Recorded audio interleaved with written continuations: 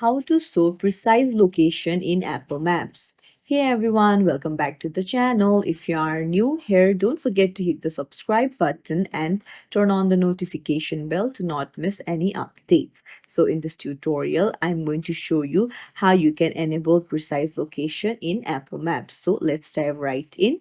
First things first, you'll need to head over to the settings in your iPhone, and then in the search bar at the bottom, search for Maps, open it up, and then go to location and make sure you toggle on precise location.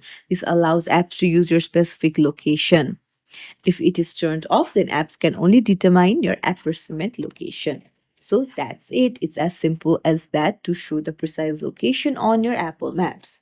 If you like this video, don't forget to hit the thumbs up and subscribe to our channel for more tips and tricks. Thank you for watching.